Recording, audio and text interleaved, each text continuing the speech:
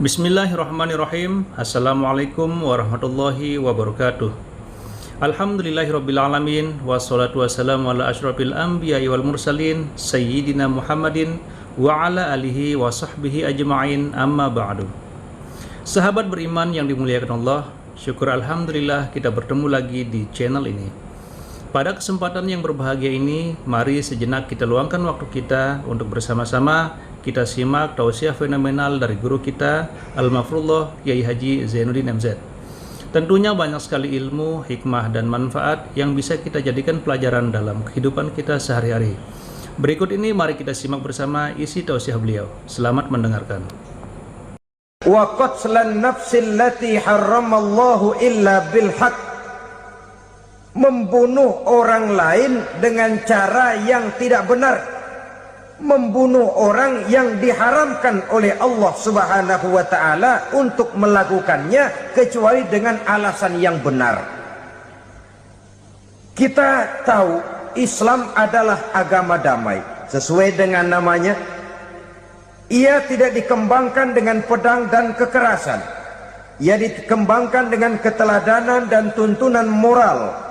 Oleh karena Islam bukan agama kekerasan, Islam pun tidak mementingkan dan mengajarkan kekerasan kecuali dengan alasan yang benar dan bisa dipertanggungjawabkan. Membunuh dengan sengaja, menghilangkan nyawa orang lain tanpa alasan yang bisa dibenarkan adalah merupakan dosa besar dan satu di antara 7 perkara yang bisa mendatangkan kerusakan dalam kehidupan dan yang hendaknya harus kita jauhi. Saudara-saudara kaum muslimin rahimakumullah, beberapa waktu yang lalu di sebuah kota kecil yang indah bernama New Auckland. Saudara tahu New Auckland? Itu dari Gunung Kidul masih ngidul lagi. Pernah diadakan satu seminar yang membicarakan bagaimana menyelamatkan masyarakat manusia dari bahaya Perang Dunia Ketiga. Diperkirakan kalau terjadi Perang Dunia Ketiga, manusia tidak akan tersisa. Sebab apa? Pada waktu itu cadangan nuklir yang dimiliki oleh bersama Amerika dan Rusia konon sudah sanggup memusnahkan 6 miliar manusia pada saat jumlah manusia baru 5 miliar. Jadi kelebihan nuklir dunia ini. Kalau terjadi Perang Dunia Ketiga, sulit manusia untuk tersisa. Maka dibahaslah di dalam seminar itu, wah, supaya tidak terjadi Perang Dunia Ketiga, maka perlombaan membuat senjata-senjata canggih, alat-alat pembunuh modern harus segera dibatasi. Dibahas, tidak mungkin kita membatasi perlombaan membuat senjata. Kenapa? Makin maju ilmu dan teknologi, makin canggih senjata yang ditemukan. Atom sudah meningkat menjadi nuklir, nuklir sudah meningkat menjadi neutron, dan kita tahu bom yang bernama neutron ini bom yang cukup membunuh tanpa perlu merusak.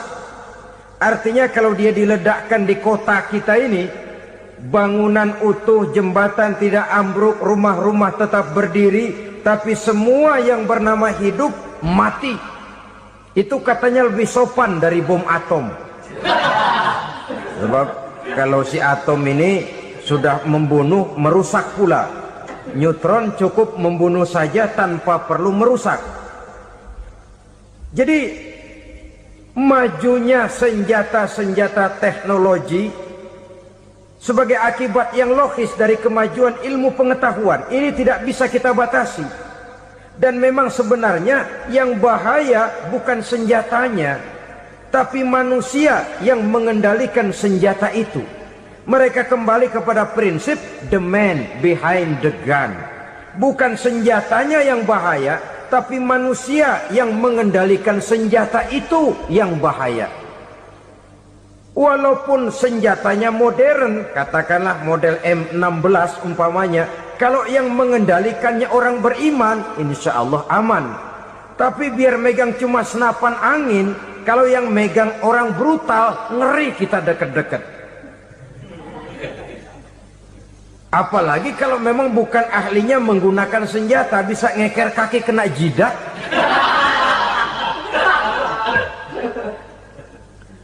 Mereka kembali kepada prinsip lama yang tetap baru, bukan senjatanya yang harus dibatasi, manusia yang mengendalikan senjata itu yang perlu dibicarakan. Nah, kalau begitu, agar manusia tidak mempergunakan senjata sewenang-wenang, apa yang harus kita lakukan?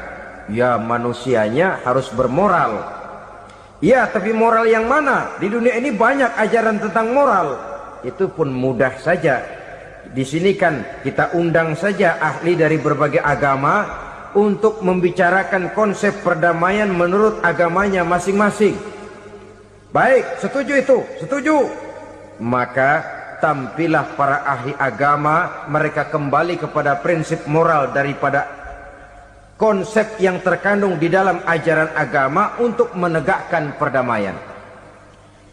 Mula-mula naiklah ahli dari agama Hindu, dibacakan konsep perdamaian menurut ajaran agama Hindu, bahwa untuk damai manusia harus meninggalkan nafsu keduniaannya, menempuh samsara dan sebagainya untuk mencapai nirwana, menjauhi kemegahan dan kemewahan dunia. Ini lalu dibahas, rasanya juga tidak mungkin ini. Kemudian dari agama Nasrani, bahwa untuk damai manusia harus menciptakan sifat kasih sayang. Kalau ditampar pipi kiri, berikan pipi yang kanan. Kalau diberikan selendang, berikan baju. Nanti orang kasihan, lalu dia tidak akan nampar lagi. Ketika ini dibahas, ternyata rasanya pun tidak mungkin bisa diterima. Karena apa? Di zaman sekarang orang ditampar pipi kiri, dikasih pipi kanan. Bukan kasihan, gemes. Damai belum tentu, bonyok udah jelas. Lalu ketika dibacakan konsep perdamaian menurut Quran, di mana disampaikan ayat wa jazaa'u sayyi'atin sayyi'atun misluha faman afa wa aslaha fa ajruhu 'ala Allah. Balasan terhadap satu kejahatan adalah kejahatan yang seimbang. Tetapi barang siapa yang memberi maaf dan mencari jalan damai, itulah yang terbaik dan akan mendapat pahala dari Allah Subhanahu wa ta'ala. Kamu tidak salah ditampar pipi kirimu, tampar lagi pipi kirinya sekeras dia menampar pipi kirimu. Nanti orang tidak mau menampar kita karena dia tahu kalau dia tampar kita, dia akan menderita tamparan sekeras dia menampar kita. Akan terjadilah prinsip saling hormat menghormati, tidak saling ganggu, tidak saling usil, tidak saling jahil. Atas dasar ini perdamaian bisa ditegakkan.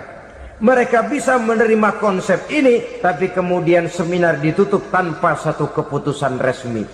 Kenapa? Terus terang mereka kagum dengan konsep Islam, tapi sentimen lama terhadap nilai-nilai Islam telah menutup mata mereka untuk menerima kebenaran dari ajaran Al-Quranul Karim. Saudara-saudara kaum muslimin rahimakumullah, kembali kita kepada persoalan pokok.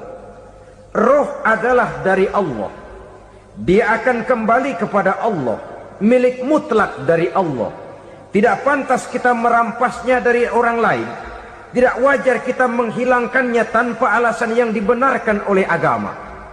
Di zaman sekarang, akibat persaingan hidup yang makin tajam, lapangan kerja yang makin sulit, tensi ekonomi yang makin tinggi, atau karena nilai moral yang makin rendah, atau juga karena rapuhnya pegangan orang kepada agama, nyawa rasanya sudah sedemikian murahnya.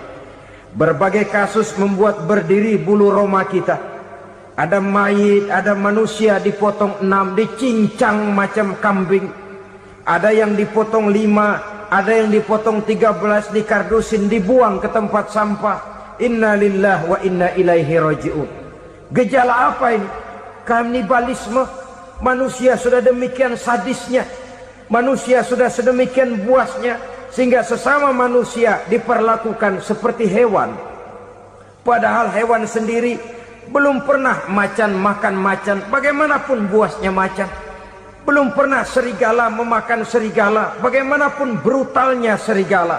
Tetapi manusia makan manusia di zaman sekarang kadang jadi kenyataan dalam kehidupan kita. Kadang persoalannya remeh saja. Soal uang 200 perak, pisau bicara, nyawa melayang. Soal rokok sebatang, celurit bicara, nyawa melayang. Soal-soal yang sama sekali tidak prinsip, begitu mudah kita menghilangkan nyawa orang lain. Padahal Nabi pernah memperingatkan, apabila dua orang muslim sudah berkelahi dan berbunuh-bunuhan, al-qatil wal maqtul finnar, yang membunuh dan yang terbunuh dua-duanya neraka. Sahabat heran, ya Rasul, kalau yang terbunuh, kalau yang membunuh masuk neraka itu sih wajar, tapi yang terbunuh kenapa neraka juga? Beliau menjawab, dua-duanya sudah punya niat untuk saling membunuh. Niatnya itu yang diponten. Yang terbunuh cuman lagi apes aja, keduluan dia. Umpama tidak terbunuh, pasti dia yang akan membunuh. Oleh karenanya al-qatil wal maqtul, yang membunuh dan yang dibunuh finnar, dua-duanya masuk ke dalam neraka. Islam menghormati kehidupan. Tidak hanya terbatas kepada sesama muslim, orang-orang yang berlainan agama pun yang mau hidup berukun, damai, berdampingan dengan umat Islam, jiwa mereka, darah mereka dilindungi oleh nilai-nilai Islam yang disebut dengan kafir zimmi ini. Mengganggu mereka sama saja dengan mengganggu aku, kata Nabi. Jadi oleh karena itu, sayangilah sesama. Kehidupan adalah anugerah Allah, bukan wewenang kita untuk mencabutnya dari orang lain. Bukan wewenang kita untuk merampas dan menghilangkannya dari orang lain. Apa yang tidak enak terjadi pada diri kita, begitu pula lah apabila terjadi pada diri orang lain. Sehingga Nabi mengatakan, la yu'minu ahadukum hatta yuhibba li akhihi ma yuhibbu li nafsihi. Belum dikatakan beriman seseorang kamu apabila dia belum mencintai saudaranya seperti ia mencintai dirinya sendiri. Apa yang enak dirasakan oleh orang lain, enak juga dirasakan oleh dia. Mengukur orang lain dengan diri sendiri.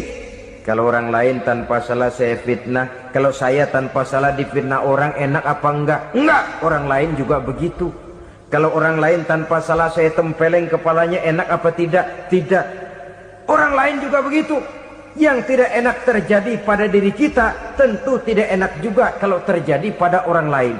Mengukur orang lain dengan diri sendiri, sehingga tidak timbul sifat egois, tidak menari di atas bangkai orang lain, tidak mendirikan kebahagiaan di atas untayan air mata orang lain.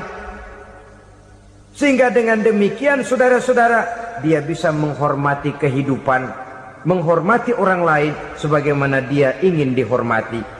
Untuk menghancurkan nilai-nilai iman, dibanjiri kita dengan paham-paham yang merusak dan mendangkalkan akidah.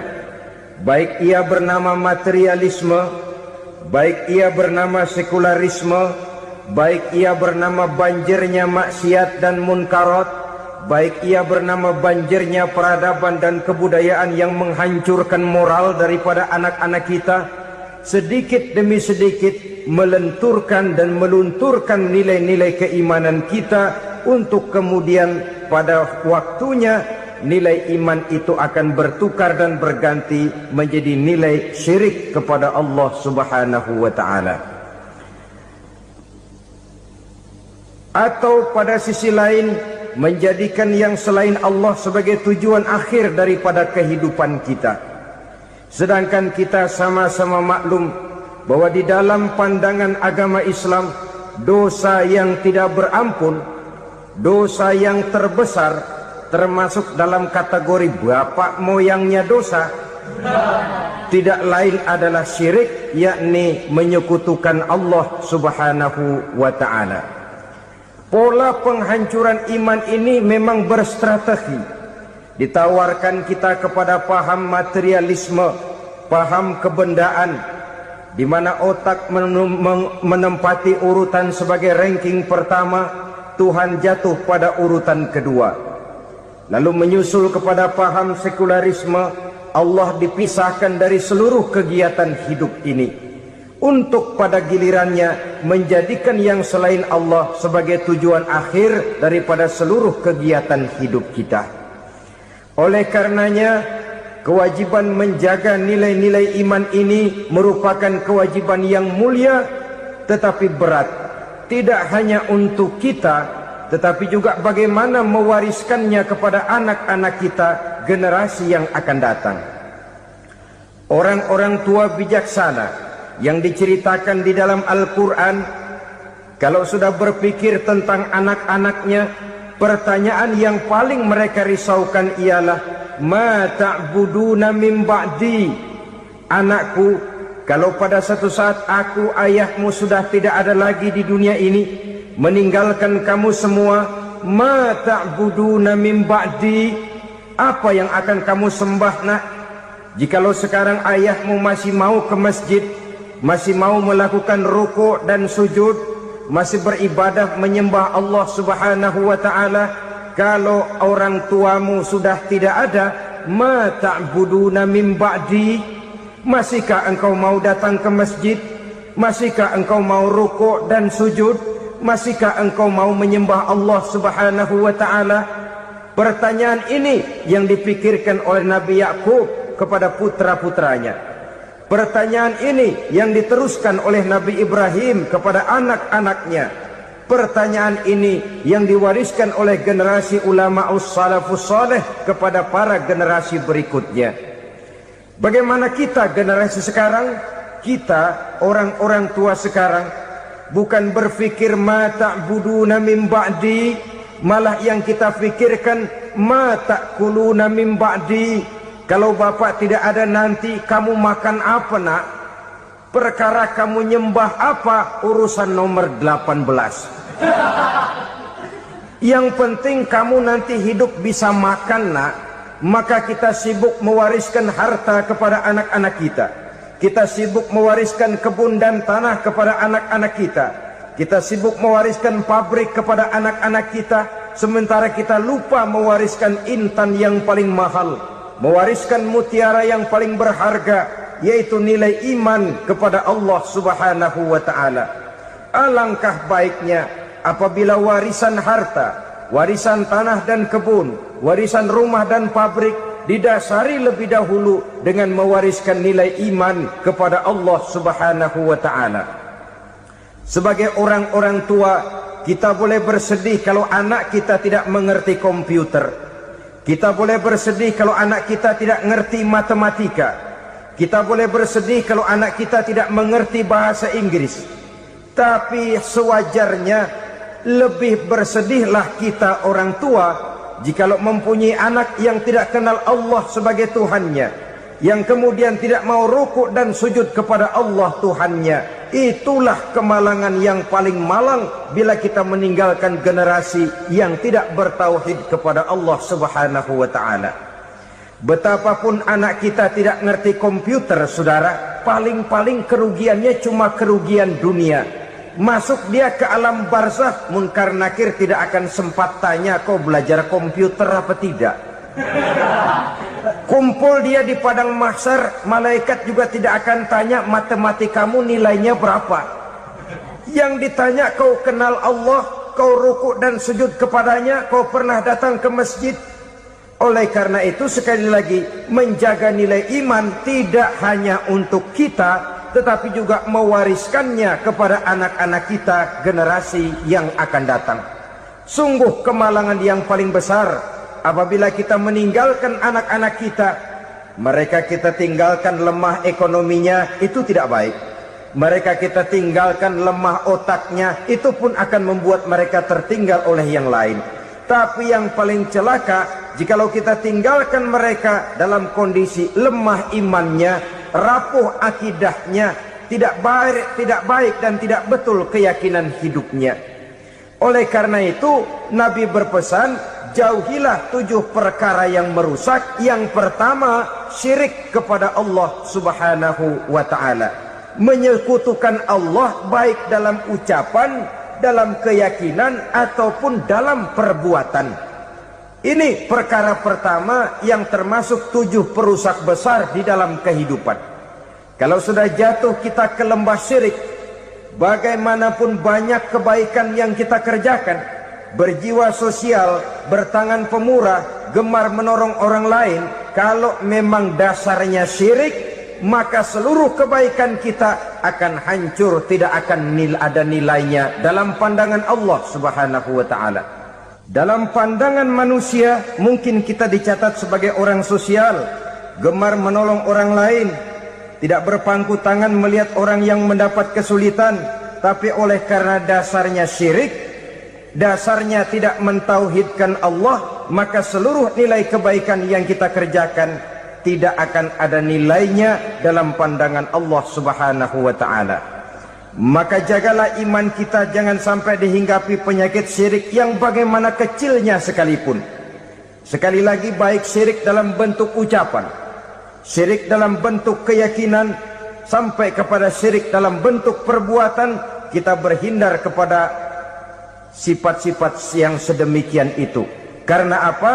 Dalam satu ayat Quran Allah subhanahu wa ta'ala menjelaskan, innallaha la yaghfiru ayyushraka bih wa yaghfiru ma duna dzalika liman yasha. Allah tidak akan memberi ampun kepada orang-orang yang menyekutukannya, tapi Allah masih mau memberikan ampun kepada dosa-dosa yang selain itu bagi orang-orang yang dikehendakinya. Dosa selain syirik, apabila kita bertaubat, Allah masih mau mengampuni. Tapi kalau sudah jatuh ke tempat syirik, itu sudah dosa yang tidak berampun. Taubatnya tidak lain melepas syirik, kembali kepada tauhid, berkeyakinan bahwa hanya ada Allah subhanahu wa ta'ala, Tuhan satu-satunya, yang lam yalid walam yulad walam yakul lahu kufuwan ahad. Tidak beranak, tidak pula diperanakkan, dan tidak satu pun yang dapat menyerupai Tuhan Allah subhanahu wa ta'ala. Saudara-saudara kaum muslimin rahimakumullah, bahwa kita di zaman sekarang memang tidak menyembah berhala, ya. Bahwa kita tidak berterang-terangan mengatakan Tuhan lebih dari satu, memang. Bahwa kita tidak berkeyakinan Tuhan itu punya anak atau diperanakkan, tentu. Tapi dalam perbuatan dan i'tiqad, kita kadang-kadang jatuh tanpa kita sadari ke tempat yang bernama syirik ini. Oleh karenanya, di zaman di mana teknologi makin canggih, di mana kemajuan pembangunan makin menjangkau berbagai aspek kehidupan, diperlukan keseimbangan antara kemajuan fisik material dengan kemajuan mental spiritual. Apabila tidak ada keseimbangan, yang terwujud tentulah kepincangan, yang diawali dengan pincangnya cara kita berpikir, sehingga pada akhirnya akan mengarah kepada pincangnya cara kita berbuat dan bertindak di dalam kehidupan kita. Oleh karena itu Nabi berpesan, jauhilah sifat syirik, karena syirik merupakan dosa yang teramat besar. Ini sifat merusak yang pertama. Yang kedua, kata Nabi, wasihra, jauhilah sihir. Sihir ini juga termasuk perkara yang merusak kehidupan. Kita semua sama-sama maklum bahwa sihir sebenarnya bukan persoalan baru. Sejak sebelum datang Islam, sihir itu sudah ada. Di zaman Yunani kuno, sihir ada. Di zaman Mesir kuno, di zaman Cina kuno, dan yang lain-lain yang serba kuno, sihir itu sudah ada. Bahkan para nabi pun, para rasul yang diutus oleh Allah subhanahu wa ta'ala, senantiasa berhadapan dengan ahli-ahli sihir untuk menguji kebenaran dari misi yang mereka bawa. Sihir adalah perbuatan di luar kebiasaan yang bisa dikerjakan oleh ahlinya dengan bantuan jin atau setan. Hukum mempelajari sihir adalah haram, mengamalkannya lebih haram lagi. Sebab itu saudara-saudara, sihir merupakan perbuatan merusak yang harus kita jauhi. Ciri-ciri daripada perbuatan sihir, pertama, ia mengandung tipuan, bayangan khayal. Di zaman Nabi Musa misalnya, orang melihat tambang-tambang itu seperti ular. Nabi Musa melayangkan tongkatnya menjadi ular-ular besar yang memakan ular-ular kecil ciptaan tukang-tukang sihir Fir'aun tadi. Lalu sihir bisa terjadi dengan bantuan jin kafir atau setan. Kemudian ciri yang ketiga, sifatnya halus dan tersembunyi. Taruh kata ada seorang ahli sihir yang mempergunakan ayat-ayat Quran sebagai jompa-jampe, sebagai baca-bacaan, itu cuma sekedar kedok. Tujuannya tidak lain menjadikan agama sebagai ketok untuk membenarkan cara yang dimurkai oleh Allah Subhanahu wa ta'ala. Satu hadis yang diriwayatkan oleh Imam Bazar dan Tabrani, Nabi berpesan, "Laisa minna man tatayyara lahu au takahhana au tukuhhina lahu au sahira lahu." Tidak termasuk ke dalam golonganku, kata Nabi. Tidak termasuk umatku. Siapa mereka? Man tatayyara lahu, orang yang bertatoyur. Apa tatoyur itu? Dari kalimat toyaro, artinya terbang. Toir biasa diartikan dengan burung. Tatoyaro percaya kepada suara-suara burung. Man tatoyaro lahu, mempercayai, meyakini dengan benar-benar kepada suara beburungan. Kan suka ada itu, nah bunyi burung tuh, maling liwat. Maling liwat. Burung bunyi, maling liwat. Itu termasuk tatoyaro lahu, percaya kepada suara burung. Kan aneh kalau suara orang nggak dipercaya, suara burung malah dipercaya. Ada ustadz ceramah, kiai ngaji, nggak mau didengerin, burung dengerin bener. Nah, suaranya dari sebelah mana? Belah kulon. Nah, itu tandanya ano. Habis dihitung-hitung. Itu termasuk tatoyaro lahu. Au takahana, atau bertenung, au tukuhina, atau minta ditenungkan. Au sahiro lahu, atau melakukan perbuatan sihir, atau minta disihirkan. Laisa minna, tidak termasuk ke dalam golonganku, kata Nabi. Sehingga dengan demikian saudara-saudara, menghadapi sihir dengan sihir sekalipun termasuk perbuatan yang tidak diajarkan oleh agama. Kita kan mempelajari sihir untuk jaga diri, tidak apa-apa. Yang dilarang mengamalkannya, dilarang juga mempelajarinya. Sebab orang kalau sudah mengetahui, biasanya lalu terangsang untuk mencoba. Kalau percobaannya berhasil, biasanya terangsang untuk coba lagi dan coba lagi. Pada akhirnya ketagihan, lalu beralih menjadi profesi, apalagi itu nanti bisa mendatangkan hasil uang. Saudara-saudara kaum muslimin rahimakumullah, kita manusia makhluk nyata, kita hidup di alam nyata, terikat oleh sunnatullah, causality.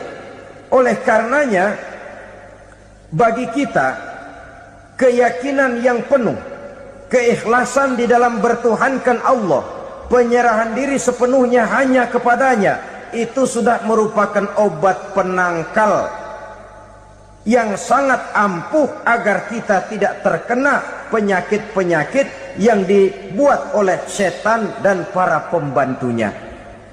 Sehingga beberapa ayat Quran mengajarkan, misalnya a'udzu bikalimatillahi tammati min syarri ma khalaq, atau bismillazi la yadurru ma'asmihi syai'un fil ardi wala fis sama, dengan menyebut nama Allah yang tidak bisa mendatangkan bahaya sedikit pun, dari baik yang datang dari langit maupun yang datang dari bumi.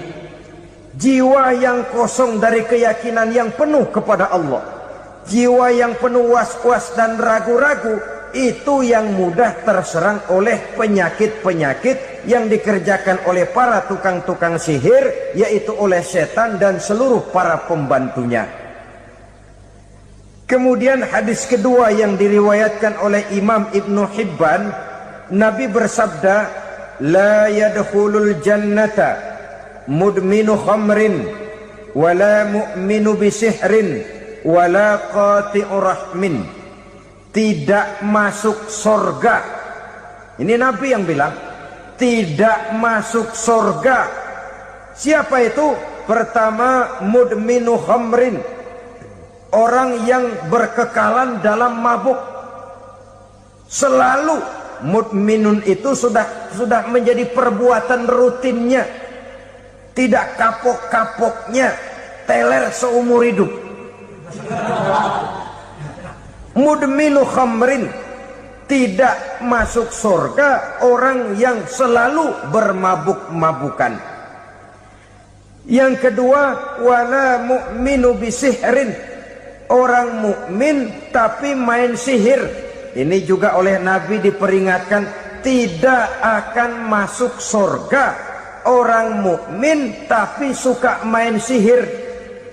Wala qati'u rahmin, dan tidak juga orang yang memutuskan silaturahmi. Tiga macam manusia yang diperingatkan Nabi tidak akan masuk surga: orang yang selalu mabuk, orang mukmin yang main sihir, dan orang yang memutuskan silaturahmi. Saudara-saudara kaum muslimin rahimakumullah. Lalu orang berkata, kenapa dilarang kita bersihir? Padahal Rasul sendiri kan punya mukjizat. Nah, kita memang harus membedakan antara mukjizat dengan sihir. Dalam kehidupan agama kita kenal ada yang namanya mukjizat, ada yang namanya karomah atau keramat biasa diucapkan, ada yang namanya maunah, ada yang namanya irhas, ada juga yang namanya sihir. Kesemuanya ini berbeda, saudara-saudara. Yang dinamakan mukjizat itu khusus untuk para rasul saja. Satu kejadian luar biasa yang terjadi dilakukan oleh rasul atas izin dari Allah Subhanahu wa ta'ala. Perbedaannya dengan sihir jelas. Sihir dari setan, mukjizat dari Allah. Sihir bisa dipelajari, mukjizat tidak. Sihir umumnya untuk maksud-maksud yang tidak baik, sedangkan mukjizat untuk memperkuat kebenaran yang disampaikan oleh para rasul dan ditentang oleh umatnya. Bahkan kafir Quraisy dahulu menganggap orang-orang ahli sihir itu berada dalam satu posisi yang hina, sehingga mereka mengatakan dan menuduh Nabi Muhammad sebagai tukang sihir. Tuduhan sebagai tukang sihir adalah tuduhan yang sangat aib dan hina. Di tengah masyarakat kufar jahiliyah, kedudukan tukang sihir dipandang sebagai kedudukan yang hina, sehingga mereka mengejek Nabi dengan sebutan tukang sihir. Jadi mukjizat hanya untuk Rasul saja. Kemudian karomah. Karomah ini asal kata dari karomah, kehormatan, kemuliaan yang diberikan Allah kepada hamba-hambanya yang rajin mendekatkan diri kepadanya. Oleh karena ketekunannya melaksanakan ibadah, Allah memberikan keistimewaan kepada orang itu, yang dengan keistimewaannya dia bisa mengerjakan yang tidak bisa dikerjakan oleh orang lain. Karomah hanya bisa dicapai dengan prestasi ibadah. Kalau sihir, mau ibadah apa enggak, asal dia belajar, bersatu dan berteman dengan setan, memenuhi persyaratan-persyaratan setan, biasanya lalu bisa. Sedangkan karomah tidak mungkin terwujud tanpa orang mendekatkan diri sedekat-dekatnya kepada Allah Subhanahu wa ta'ala. Maka kita lihat biasanya orang-orang yang punya ilmu sihir, mukanya rata-rata nggak enak dilihat. Kumuh, jauh dari air wudhu, jauh dari sujud kepada Allah, malah berteman dengan setan, menjadi pelayan-pelayannya setan. Saudara-saudara, adapun maunah, keistimewaan yang diberikan Allah kepada hamba-hambanya yang belum sampai kepada tingkat wali, tapi orang itu lebih banyak kebaikannya daripada kesalahannya. Umpamanya, saudara jalan bertiga di pinggir jalan, saudara ada pada posisi di tengah, lalu bertiga ini ketabrak mobil. Menurut perhitungan saudara mati lebih dahulu, tapi terjadi hal yang aneh, dua teman saudara mati, saudara malah cuma luka dan lecet sedikit saja. Apa itu? Kalau kita lebih banyak kebaikannya daripada kesalahannya, itu yang dinamakan maunah, pertolongan yang diberikan Allah kepada hamba-hambanya yang lebih banyak kebaikannya daripada kesalahannya. Sedangkan yang dinamakan irhas, kejadian luar biasa pada diri seseorang pada waktu dia masih kecil, yang menunjukkan tanda-tanda keistimewaannya. Itu umumnya pada para nabi pada usia kecilnya sudah ada irhas, tanda-tanda istimewa. Jelas baik mukjizat, karomah, maunah maupun irhas berbeda dengan sihir. Sihir ini jelas saja merupakan bantuan dan persekutuan antara manusia dengan setan. Padahal setan, kata Allah dalam Al-Quran, innahu lakum aduwwum mubin, sesungguhnya setan bagi kamu adalah musuh yang sangat jelas. Saudara-saudara kaum muslimin rahimakumullah, di zaman sekarang dalam menghadapi beban kehidupan yang makin pelik, menghadapi stres yang tidak kunjung selesai, menghadapi persoalan-persoalan yang teramat berat, orang sering mencari jalan keluar kepada hal-hal yang menurut pendapatnya bisa meringankan beban moralnya itu. Pergilah dia mencari sesuatu yang dapat meringankan bebannya. Dan tidak jarang yang jatuh ke pangkuan tukang-tukang tenung, ke pangkuan tukang-tukang sihir, yang mereka itu oleh Quran dijelaskan kadzabal munajjimun walau sodaku. Tukang-tukang tenung, tukang-tukang sihir, mereka itu bohong walaupun benar. Maksudnya bohong walaupun benar, artinya kalau yang mereka kerjakan benar, itu sih kebenaran. Benar dengan kebenaran itu lain. Kebenaran, kebetulan bisa, tapi tidak untuk selalu. Apalagi kalau itu sudah membahayakan kehidupan orang lain. Jadi oleh karena itu Nabi berpesan, jauhilah daripada sihir. Kalau sudah jauhilah dari sihir, artinya ya jauhilah daripada mempelajarinya, jauhilah daripada bergaul dengan orang-orang yang ahli di bidang itu, karena dari pergaulan segalanya bisa menular. Baiklah saudara, ini yang kedua. Yang ketiga pesan Nabi, wa qatlan nafsil lati harramallahu illa bil haq, membunuh orang lain dengan cara yang tidak benar, membunuh orang yang diharamkan oleh Allah Subhanahu wa ta'ala untuk melakukannya kecuali dengan alasan yang benar. Kita tahu Islam adalah agama damai, sesuai dengan namanya. Ia tidak dikembangkan dengan pedang dan kekerasan. Ia dikembangkan dengan keteladanan dan tuntunan moral. Oleh karena Islam bukan agama kekerasan, Islam pun tidak mementingkan dan mengajarkan kekerasan kecuali dengan alasan yang benar dan bisa dipertanggungjawabkan. Masya Allah, sangat luar biasa tausiah yang sudah disampaikan oleh guru kita Al-Mafrullah Kiai Haji Zainuddin MZ.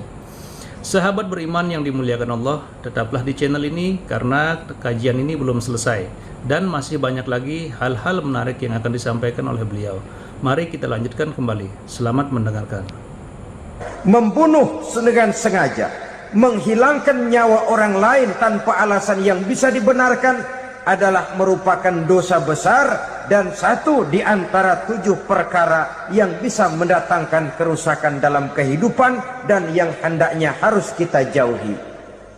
Saudara-saudara kaum muslimin rahimakumullah, beberapa waktu yang lalu di sebuah kota kecil yang indah bernama New Auckland. Saudara tahu New Auckland? Tuh dari Gunung Kidul masih ngidul lagi.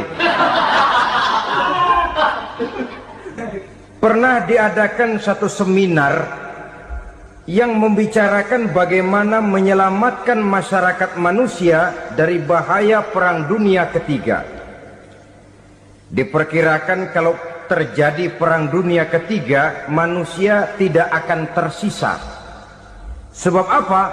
Pada waktu itu cadangan nuklir yang dimiliki oleh bersama Amerika dan Rusia konon sudah sanggup memusnahkan 6 miliar manusia pada saat jumlah manusia baru 5 miliar. Jadi kelebihan nuklir dunia ini. Kalau terjadi Perang Dunia Ketiga, sulit manusia untuk tersisa. Maka dibahaslah di dalam seminar itu, wah, supaya tidak terjadi Perang Dunia Ketiga, maka perlombaan membuat senjata-senjata canggih, alat-alat pembunuh modern harus segera dibatasi. Dibahas, tidak mungkin kita membatasi perlombaan membuat senjata. Kenapa? Makin maju ilmu dan teknologi, makin canggih senjata yang ditemukan. Atom sudah meningkat menjadi nuklir, nuklir sudah meningkat menjadi neutron, dan kita tahu bom yang bernama neutron ini bom yang cukup membunuh tanpa perlu merusak. Artinya kalau dia diledakkan di kota kita ini, bangunan utuh, jembatan tidak ambruk, rumah-rumah tetap berdiri, tapi semua yang bernama hidup mati. Itu katanya lebih sopan dari bom atom. Sebab kalau si atom ini sudah membunuh, merusak pula. Neutron cukup membunuh saja tanpa perlu merusak. Jadi majunya senjata-senjata teknologi sebagai akibat yang logis dari kemajuan ilmu pengetahuan ini tidak bisa kita batasi. Dan memang sebenarnya yang bahaya bukan senjatanya, tapi manusia yang mengendalikan senjata itu. Mereka kembali kepada prinsip the man behind the gun. Bukan senjatanya yang bahaya, tapi manusia yang mengendalikan senjata itu yang bahaya. Walaupun senjatanya modern, katakanlah model M16 umpamanya, kalau yang mengendalikannya orang beriman, insya Allah aman. Tapi biar megang cuma senapan angin, kalau yang megang orang brutal, ngeri kita deket-deket. Apalagi kalau memang bukan ahlinya menggunakan senjata, bisa ngeker kaki kena jidat.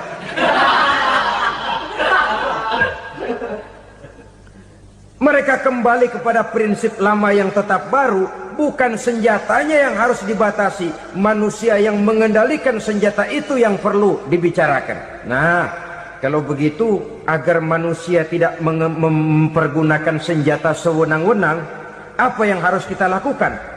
Ya, manusianya harus bermoral.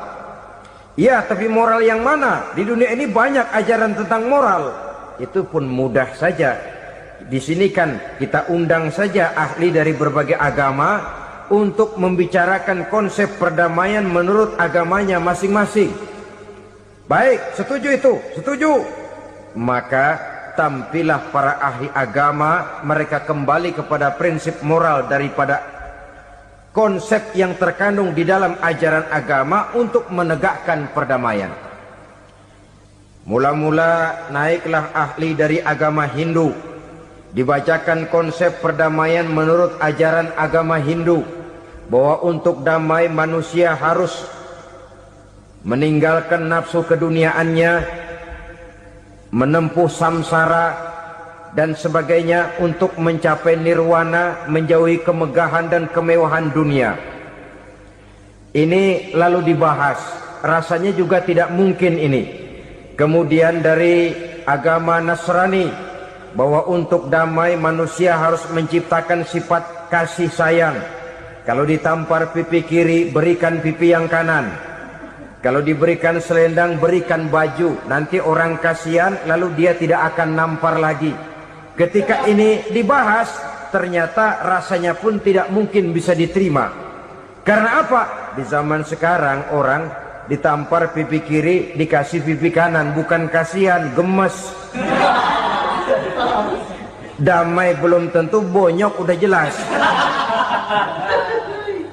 Lalu ketika dibacakan konsep perdamaian menurut Quran, di mana disampaikan ayat wa jazaa'u sayyi'atin sayyi'atun misluha faman afa wa aslaha fa ajruhu 'ala Allah. Balasan terhadap satu kejahatan adalah kejahatan yang seimbang, tetapi barang siapa yang memberi maaf dan mencari jalan damai, itulah yang terbaik dan akan mendapat pahala dari Allah Subhanahu wa ta'ala. Kamu tidak salah ditampar pipi kirimu, tampar lagi pipi kirinya sekeras dia menampar pipi kirimu. Nanti orang tidak mau menampar kita karena dia tahu kalau dia tampar kita, dia akan menderita tamparan sekeras dia menampar kita. Akan terjadilah prinsip saling hormat menghormati, tidak saling ganggu, tidak saling usil, tidak saling jahil. Atas dasar ini perdamaian bisa ditegakkan. Mereka bisa menerima konsep ini, tapi kemudian seminar ditutup tanpa satu keputusan resmi. Kenapa? Terus terang mereka kagum dengan konsep Islam, tapi sentimen lama terhadap nilai-nilai Islam telah menutup mata mereka untuk menerima kebenaran dari ajaran Al-Quranul Karim. Saudara-saudara kaum muslimin rahimakumullah, kembali kita kepada persoalan pokok. Roh adalah dari Allah, dia akan kembali kepada Allah, milik mutlak dari Allah. Tidak pantas kita merampasnya dari orang lain. Tidak wajar kita menghilangkannya tanpa alasan yang dibenarkan oleh agama. Di zaman sekarang, akibat persaingan hidup yang makin tajam, lapangan kerja yang makin sulit, tensi ekonomi yang makin tinggi, atau karena nilai moral yang makin rendah, atau juga karena rapuhnya pegangan orang kepada agama, nyawa rasanya sudah sedemikian murahnya. Berbagai kasus membuat berdiri bulu roma kita. Ada mayit, ada manusia dipotong 6, dicincang macam kambing. Ada yang dipotong 5, ada yang dipotong 13, dikardusin, dibuang ke tempat sampah. Inna lillahi wa inna ilaihi raji'un. Gejala apa ini? Kanibalisme. Manusia sudah demikian sadisnya, manusia sudah sedemikian buasnya, sehingga sesama manusia diperlakukan seperti hewan. Padahal hewan sendiri belum pernah macan makan macan, bagaimanapun buasnya macan. Belum pernah serigala memakan serigala, bagaimanapun brutalnya serigala. Tetapi manusia makan manusia di zaman sekarang kadang jadi kenyataan dalam kehidupan kita. Kadang persoalannya remeh saja. Soal uang 200 perak, pisau bicara, nyawa melayang. Soal rokok sebatang, celurit bicara, nyawa melayang. Soal-soal yang sama sekali tidak prinsip, begitu mudah kita menghilangkan nyawa orang lain. Padahal Nabi pernah memperingatkan, apabila dua orang muslim sudah berkelahi dan berbunuh-bunuhan, al-qatil wal maqtul finnar, yang membunuh dan yang terbunuh dua-duanya neraka. Sahabat heran, ya Rasul, kalau yang terbunuh, kalau yang membunuh masuk neraka itu sih wajar, tapi yang terbunuh kenapa neraka juga? Beliau menjawab, dua-duanya sudah punya niat untuk saling membunuh. Niatnya itu yang diponten. Yang terbunuh cuman lagi apes aja, keduluan dia. Umpama tidak terbunuh, pasti dia yang akan membunuh. Oleh karenanya al-qatil wal maktul, yang membunuh dan yang dibunuh finnar, dua-duanya masuk ke dalam neraka. Islam menghormati kehidupan, tidak hanya terbatas kepada sesama muslim, orang-orang yang berlainan agama pun yang mau hidup berukun, damai, berdampingan dengan umat Islam, jiwa mereka, darah mereka dilindungi oleh nilai-nilai Islam yang disebut dengan kafir zimmi ini. Mengganggu mereka sama saja dengan mengganggu aku, kata Nabi. Jadi oleh karena itu, sayangilah sesama. Kehidupan adalah anugerah Allah, bukan wewenang kita untuk mencabutnya dari orang lain, bukan wewenang kita untuk merampas dan menghilangkannya dari orang lain. Apa yang tidak enak terjadi pada diri kita, begitu pula lah apabila terjadi pada diri orang lain.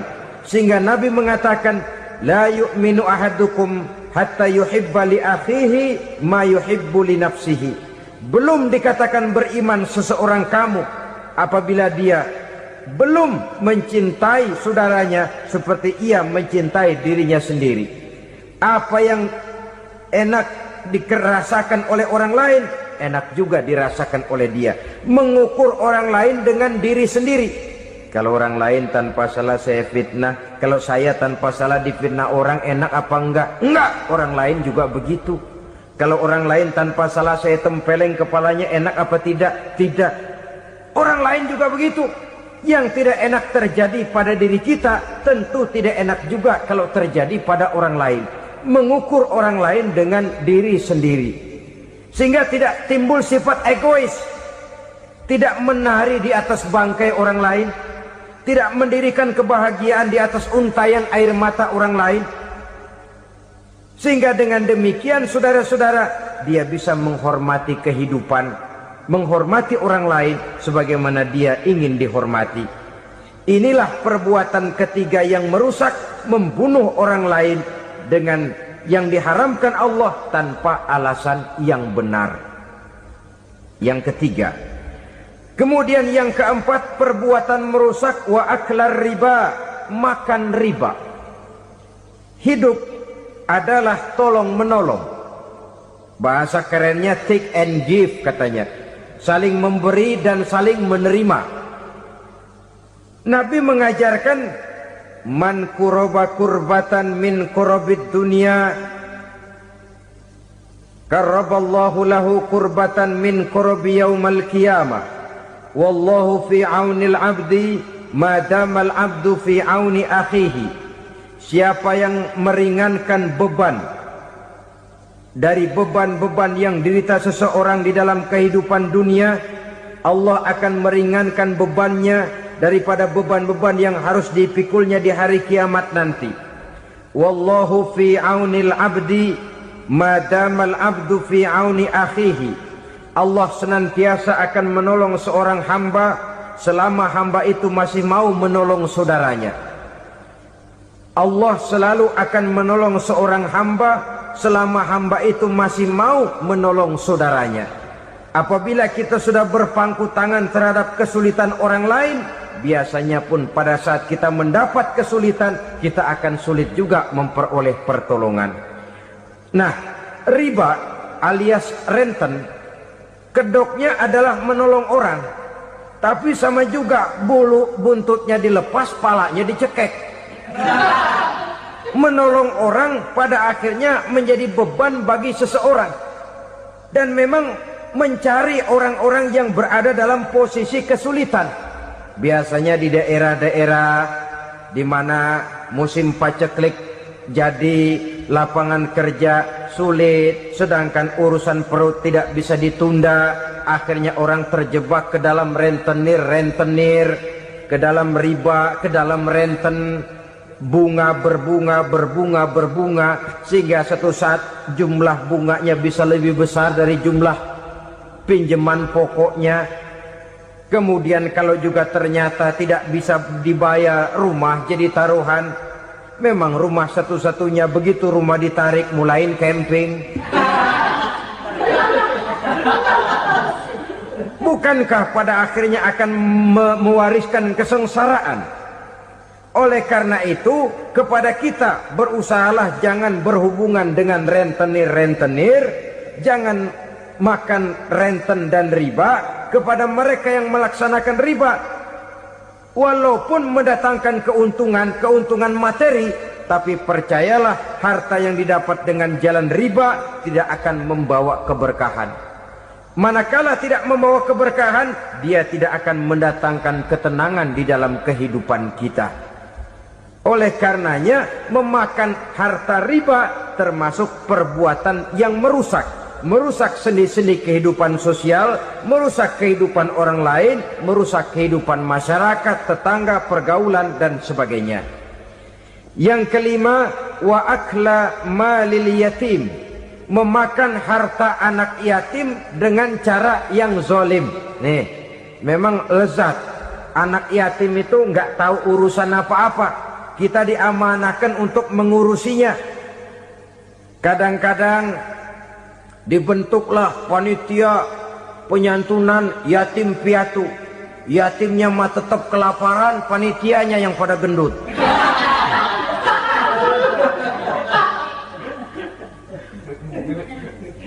Padahal memakan harta anak yatim termasuk perbuatan dosa besar. Dan menjantuni yatim merupakan perbuatan mulia. Nabi mengatakan, ana wa kafilul yatim kahataini yaumal qiyamah. Aku dan orang-orang yang menyantuni anak yatim seperti dua jari ini pada hari kiamat nanti. Dekat sekali. Jikalau ingin di hari akhir nanti dekat dengan Rasul, bersahabatlah dengan anak-anak yatim. Jadilah pengurus anak-anak yatim. Bangunlah panti-panti asuhan yatim. Pada saat bapak ibunya meninggal, kitalah yang menjadi orang tuanya. Bahkan sedemikian besar perhatian Islam terhadap anak-anak yatim ini, sehingga Quran memberikan peringatan, ara'aital ladzi yukadzibu biddin fadzalikal ladzi yad'ul yatim wa la yahuddu ala ta'amil miskin. Tahukah kamu siapa orang yang mendustakan agama? Beragama tapi dianggap dusta, solatnya dusta, puasanya dusta karena agamanya sudah berdusta. Siapa mereka? Fazalikal ladzi yad'ul yatim, orang yang menyia-nyiakan anak yatim, wala yahuddu ala ta'amil miskin, dan tidak pernah memberi makan kepada orang-orang yang menderita kemiskinan. Menyia-nyiakan, meninggalkan anak yatim termasuk perbuatan yang divonis kita sebagai orang yang mendustakan agama. Saudara-saudara kaum muslimin rahimakumullah, maka sangat dicela mengeksploitir anak-anak yatim, menjadikan mereka sebagai kedok untuk mencari kekayaan pribadi. Tetapi jikalau ikhlas, ganjarannya sangat besar, nilai pahalanya sangat besar. Menyantuni yatim tidak hanya setahun sekali. Kalau Muharram pakai istilah lebaran yatim, dibentuklah panitia, diberilah beras, uang 45.000 rupiah, alhamdulillah. Tapi jangan lupa, si yatim tidak hidup cuma satu hari. Dia tidak hidup cuma di bulan Muharram saja, dia hidup 12 bulan dalam setahun. Sebagaimana anak-anak yang lain, dia juga berhak punya masa depan. Dia juga berhak menikmati bangku sekolah. Dia berhak mengenyam arti dan makna pendidikan. Dia berhak membekali diri dengan ilmu dan pengetahuan seperti halnya anak-anak yang lain. Maka kita yang diberikan keluasan oleh Allah, ingatlah itu. Bersahabatlah dengan anak-anak yatim, santuni mereka. Perkara setahun sekali di bulan Muharram, alhamdulillah, itu bagus, bin Thayyib alias baik. Tapi tentu dan tentu sekali lagi, si yatim tidak hanya hidup di bulan Muharram. Dia hidup 12 bulan dalam setahun, 24 jam di dalam sehari. Oleh karenanya, menyia-nyiakan mereka pada saat posisi kita memang mampu, akan memojokkan kita dalam satu posisi di mana kita dianggap sebagai orang yang mendustakan agama. Memakan harta anak yatim dengan cara yang zolim. Bapaknya udah meninggal, kebunnya lebar, anaknya dikelecehin. Nah, dah kamu nggak usah pusing, nanti saya yang ngurus. Akhirnya bukan ngurus, nguras. Si yatim mungkin tidak tahu bahwa dia disia-siakan, haknya diambil, miliknya dizalimi. Tapi Allah yang akan membalasnya dengan seadil-adilnya. Maka makan harta anak yatim biasanya balasannya tokcer bin paten. Nggak banyak selang tempo itu, nggak percaya cobain dah. Nyobain aja kan nggak bayar, umpama. Memakan harta anak yatim dengan cara yang zalim, ganjarannya biasanya kontan. Kenapa? Ratapan si miskin, untayan air matanya, jeritan kepedihan hatinya, membuka pintu langit, permohonannya diijabah, getaran hatinya didengarkan oleh Allah. Maka balasannya biasanya kontan, spontan, tidak menunggu waktu terlalu lama. Itu di dunia, belum lagi di akhirat nanti. Bukankah dalam riwayat Mi'raj diceritakan Nabi melihat di neraka itu orang perutnya sebesar rumah. La haula wala quwata. Itu perut kayak rumah, bagaimana jalannya tuh orang. Dan memang gak jalan, diseret-seret oleh malaikat di neraka itu. Hancur perutnya, amburadul itu perut. Berantakan isinya, dibulatkan lagi, diseret lagi, hancur lagi, dibulatkan lagi. Sampai Nabi tanya, orang itu begitu berat siksanya kenapa ya Jibril? Itu Muhammad, waktu di dunia dulu rakus banget makan harta anak yatim. Begitu vonisnya, begitu menyedihkan nasibnya di akhirat. Tapi di dunia pun ketidakberkahan itu sudah membayangi kehidupannya. Oleh karena itu, kepada saudara-saudara yang mendapat titipan anak yatim, berbahagialah, karena semulia-mulia rumah adalah rumah yang di dalamnya ada anak yatim yang disantuni. Sehina-hina rumah adalah rumah di mana di dalamnya ada anak yatim yang disia-siakan. Begitu kata Nabi kita. Rumah yang paling mulia dalam pandangan Allah, rumah yang di dalamnya ada anak yatim yang disantuni. Rumah yang paling hina dalam pandangan Allah, rumah yang di dalamnya ada anak yatim yang nasibnya disia-siakan. Berbahagialah saudara apabila menjadi penyantun anak-anak yatim, pelindung mereka, sehingga mereka mempunyai masa depan sebagaimana anak-anak lainnya. Rasulullah sendiri sedemikian peka terhadap keadaan anak-anak yatim, karena beliau sendiri memang mengalami. Umur 6 bulan dalam kandungan ibu, beliau sudah ditinggalkan oleh ayahnya. Pada saat berusia 6 tahun, ibu sudah meninggal. Yatim piatu dalam usia di mana beliau sedang perlu belas kasih seorang ibu dan pengertian seorang bapa.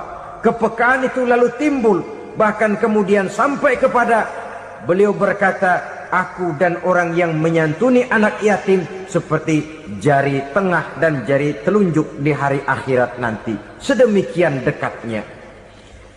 Baiklah ya, jadi yang kelima, memakan harta anak yatim. Jauhi, karena ini perbuatan yang merusak.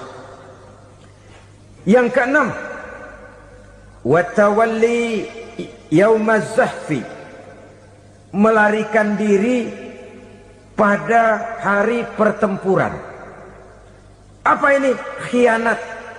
Tidak konsekuen dengan konsep perjuangan. Pada mulanya keras benar teriak, berantas korupsi, ganyang korupsi. Cuma karena belum dapat giliran. Begitu dia naik dapat kesempatan, korupsinya lebih edan dari yang diteriakinya. Ini termasuk tawalli yaumaz zahfi, berpaling pada hari peperangan. Di saat menghadapi musuh, kalau belum kelihatan musuh, teriaknya nyaring bener. Jangan takut demi kebenaran sampai titik darah yang paling penghabisan. Musuh belum kelihatan. Begitu musuh sudah kelihatan, paling dulu lari ke belakang. Kalau diajak berjuang ada saja alasannya. Sehingga Quran memberikan peringatan kepada kita semua. Mengapa kamu ini berat?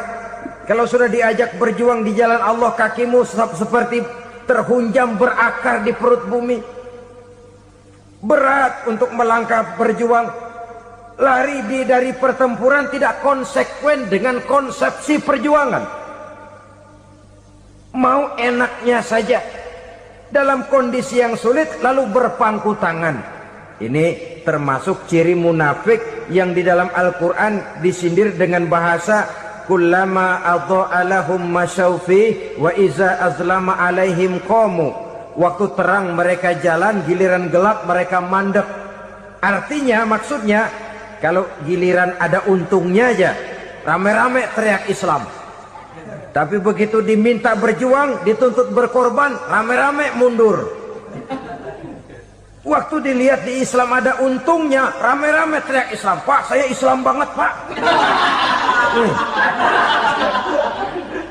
KTP saya Islam, Pak. Pokoknya Islam banget dah. Tapi ketika diminta berjuang, dituntut sedikit berkorban, rame-rame mengundurkan diri. Tahun 65 PKI berontak. Waduh, waktu itu jadi orang Islam untung itu. Nggak dikejar-kejar, aman. Masjid rame, mobil-mobil mewah parkir di depan musola dan masjid. Kenapa? Waktu itu asal udah ke masjid aman. Islam selamat, untung. Tapi begitu keadaan aman, yang parkir di musola sepeda butut melulu.